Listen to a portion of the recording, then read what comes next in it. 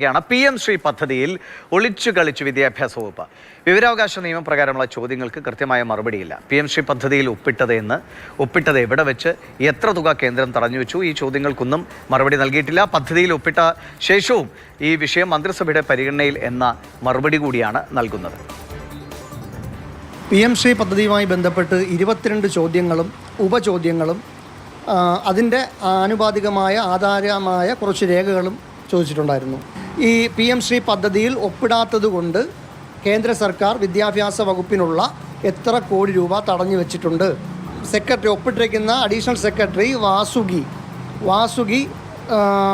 തിരുവനന്തപുരത്ത് വെച്ചാണോ ഈ ഫയലിൽ ഒപ്പിട്ടിരിക്കുന്നത്, അത് ഡൽഹിയിൽ പോയിട്ടാണോ ഒപ്പിട്ടിരിക്കുന്നത്? ഈ ഫയൽ ഒപ്പിട്ടത് മന്ത്രിസഭ കൂട്ടായ തീരുമാനമെടുത്ത് ആണ് എന്നാണ് വിദ്യാഭ്യാസ വകുപ്പ് മന്ത്രിയും സർക്കാരും പറഞ്ഞത്. മന്ത്രിസഭയുടെ കൂട്ടായ തീരുമാനമുണ്ട്. ആ തീരുമാനത്തിൻ്റെ പകർപ്പ്, ആ മിനിറ്റ്സിൻ്റെ, അതായത് മന്ത്രിസഭ അംഗീകരിച്ച മിനിറ്റ്സിൻ്റെ പകർപ്പ്, ഇങ്ങനെ പ്രധാനപ്പെട്ട 22 ചോദ്യങ്ങളും അതിൻ്റെ ഉപചോദ്യങ്ങളും അടങ്ങി ചോദിച്ചിട്ട് സർക്കാർ തന്നിരിക്കുന്ന മറുപടി എന്ന് പറയുന്നത് ഒറ്റ വരി മറുപടിയാണ്. ഫയല് മന്ത്രിസഭയുടെ കൈകാര്യം ചെയ്ത് കഴിഞ്ഞിട്ടില്ല, മന്ത്രിസഭയുടെ കയ്യിലാണ്, അതുകൊണ്ടാണെന്നാണ്. വാസുകി ഡൽഹിയിൽ പോയിട്ടുണ്ടോ ഇല്ലയോ, യെസ് ഓർ നോ, അതിന് മറുപടി തരുന്നതിന് എന്തിനാണ് മന്ത്രിസഭയുടെ അംഗീകാരം? PM ശ്രീ പദ്ധതിയിൽ ഒപ്പിടാത്തത് കൊണ്ട് എത്ര കോടി രൂപ തടഞ്ഞു വെച്ചു? ഇവർ പറഞ്ഞേക്കുന്നത് കണക്കും പ്രകാരം തന്നെ 1500ഓളം കോടി രൂപ തടഞ്ഞു വെച്ചിട്ടുണ്ട്. ആ മറുപടി തരുന്നതിന് എന്തിനാണ് മന്ത്രിസഭയുടെ മേശപ്പുറത്താണ് ഫയലെന്ന് പറയുന്നത്? 10-ാം മാസം 25-ാം തീയതിയാണ് ഞാൻ ഈ വിവരാവകാശ അപേക്ഷ കൊടുക്കുന്നത്.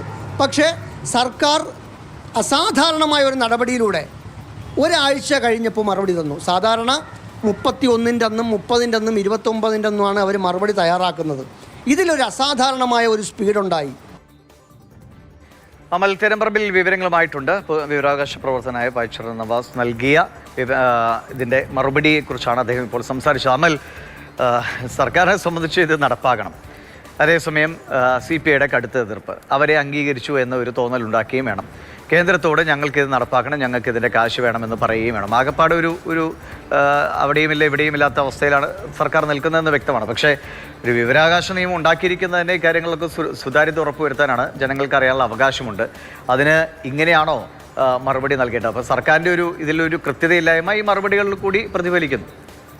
PM ശ്രീ പദ്ധതിയുമായി ബന്ധപ്പെട്ട വിദ്യാഭ്യാസ വകുപ്പും സർക്കാരും തുടക്കം മുതലേ സ്വീകരിച്ചിരിക്കുന്ന ഒരു നിലപാടുണ്ട്. ഒന്നിനും വ്യക്തതയില്ലാത്ത നിലപാടാണ്. ആ നിലപാട് ഈ വിഷയത്തിലും ആവർത്തിക്കുന്നു എന്നത് മാത്രമാണുള്ളത്.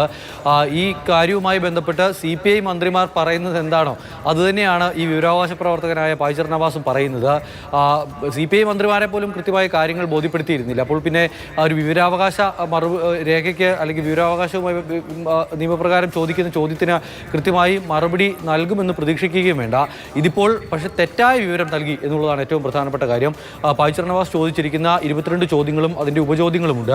അതിൽ ഈ പറയുന്ന എവിടെ വെച്ച് ഈ PM ശ്രീ പദ്ധതിയിൽ ഒപ്പിട്ടു, വാസുകിയാണ് ഒപ്പിട്ടത് എന്നുള്ളത് പറയുന്നു. അത് എവിടെ വെച്ചാണ്, എന്നാണ് തുടങ്ങിയ ചോദ്യങ്ങൾക്ക് പോലും മറുപടി നൽകുന്നില്ല. അതോടൊപ്പം തന്നെ ഈ PM ശ്രീ പദ്ധതിയിൽ ഒപ്പിടാത്തത് കൊണ്ട് വിദ്യാഭ്യാസ വകുപ്പിന് ഭീമമായ നഷ്ടമുണ്ടായി എന്നുള്ളതാണ് വിദ്യാഭ്യാസ മന്ത്രി അടക്കം പറയുന്നത്. കേന്ദ്രം 1500ഓളം കോടി രൂപ തടഞ്ഞു വെച്ചിരിക്കുന്നു എന്ന് പറയുന്നു. ആ തുക കൃത്യമായി എത്രയാണ് എന്നുള്ള ചോദ്യത്തിന് മറുപടി നൽകുന്നില്ല. അതോടൊപ്പം ഈ നൽകിയിരിക്കുന്ന മറുപടിയിലെ ഏറ്റവും വലിയ പ്രശ്നമെന്ന് പറയുന്നത് ഇത് മന്ത്രിസഭയുടെ പരിഗണനയിലിരിക്കുന്ന വിഷയമാണ്. അതിനാൽ തന്നെ മറുപടി നൽകാനാകില്ല എന്നുള്ള കാര്യമാണ് മറുപടിയായി പറഞ്ഞു വയ്ക്കുന്നത്. പക്ഷേ ഇതിൻ്റെ പ്രധാനപ്പെട്ട പ്രശ്നമെന്ന് പറയുന്നത് ഇത് ചോദിക്കുന്നത് ഒക്ടോബർ 25-ാം തീയതിയാണ്. അതിനു മുൻപ് പദ്ധതിയിൽ ഒപ്പിട്ട് കഴിഞ്ഞു. അത് മന്ത്രിസഭ പരിഗണിച്ച് എടുത്ത് ഒഴിവാക്കി വിട്ട വിഷയം, അല്ലെങ്കിൽ ഒപ്പിട്ട് കഴിഞ്ഞ വിഷയത്തിൽ പിന്നീട് എന്ത് മന്ത്രിസഭയുടെ പരിഗണന എന്നുള്ളതാണ് വ്യക്തമല്ലാത്തത്. എന്തായാലും സമ്പൂർണ്ണം അവ്യക്തമായ ഒരു മറുപടിയാണ് ഈ പൈച്ചർ നവാസിന് നൽകിയിരിക്കുന്നത്. തുടക്കം മുതൽ തന്നെ ഈ പദ്ധതിയുമായി ബന്ധപ്പെട്ട് സർക്കാർ നടത്തുന്ന ഒരു നീക്കം അത് ഈ വിവരാവകാശ മറുപടിയിലും ആവർത്തിച്ചിരിക്കുന്നു എന്നുള്ളതാണ്.